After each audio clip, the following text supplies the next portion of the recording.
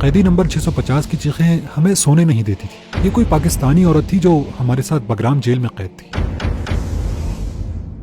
یہ انکشاف تھا بگرام جیل کے 4 ارب قیدیوں کا جو وہاں سے بھاگ نکلے تھے، اور وہ چیخیں کسی اور کی نہیں بلکہ 5 سال سے غائب ڈاکٹر عافیہ صدیقی کی تھی. ڈاکٹر عافیہ صدیقی ایک بے حد ذہین حافظہ قرآن، امریکہ میں MIT اور برینڈیز یونیورسٹی سے نیورو سائنس میں PhD ڈاکٹر ہیں، جن کے بارے میں ان کے پروفیسر اور امریکہ کی مشہور زمانہ شخصیت نوم چومسکی کا کہنا تھا کہ عافیہ اپنی ذات میں خود ایک ادارہ ہے، یہ جہاں جائے گی تبدیلی لائے گی. عافیہ اپنی پڑھائی کے دوران اسلام کی دعوت کا کام اور سوشل ورک بھی کرتی رہیں. ان کے مقاصد بہت بلند تھے. وہ پاکستان کے نظام تعلیم میں انقلاب برپا کرنا چاہتی تھی. اس مقصد کے لیے ڈاکٹر عافیہ ایک نصاب تیار کر چکی تھی جس میں ماڈرن سلیبس سے لے کر تمام مذاہب کا تعارف بھی شامل تھا، جس سے گزر کر طلباء خود اسلام کی حقیقت کو پہچان سکیں.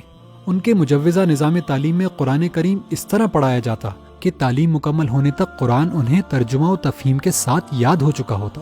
ڈاکٹر عافیہ کی بلا کی ذہانت، قرآن سے تعلق اور بلند عزائم نے امریکہ ہی میں رہتے ہوئے انہیں مشکوک بنا دیا. 2003 میں کراچی پہنچنے پر عافیہ کو ان کے 3 بچوں سمیت اغوا کر لیا گیا اور اگلے 5 سال تک ان کا کچھ معلوم نہ ہو سکا. 2008 میں بگرام جیل سے فرار ہونے والے قیدیوں سے معلوم ہوا کہ عافیہ افغانستان کی بدنام زمانہ جیل میں قید ہیں.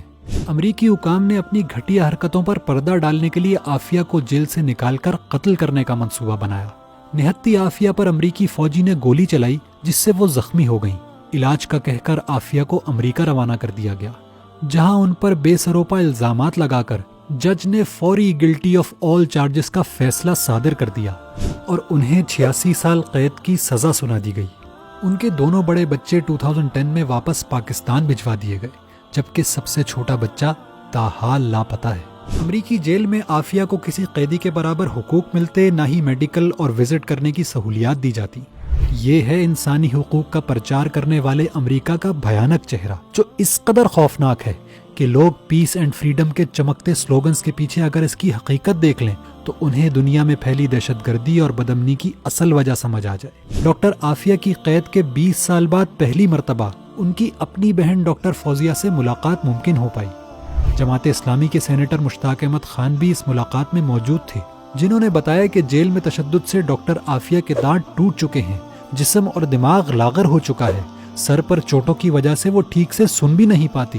خوف و اذیت کی اس کیفیت میں بار بار کہتی جاتی کہ مجھے اس جہنم سے نکالو. لیکن ڈاکٹر عافیہ صدیقی آج بھی ہمت و حوصلے کا پیکر ہے، اور سینیٹر مشتاق کے مطابق زبان پر امت کے بچوں کے لیے دعائیں ہیں، قرآن سے تعلق مضبوط کرنے، غریبوں اور کمزوروں کا ساتھ دینے اور اللہ سے تعلق مضبوط بنانے کی تلقین ہے. ڈاکٹر عافیہ ایک عظیم ماں، صبر و استقامت کا استعارہ، قرآن کی داعیہ، نیکی کو پھیلانے والی مجاہدہ اور باطل کی آنکھوں میں کھٹکنے والا وہ کنکر ہے جس نے پانی میں گر کر دور تک لہریں پھیلا دی ہیں.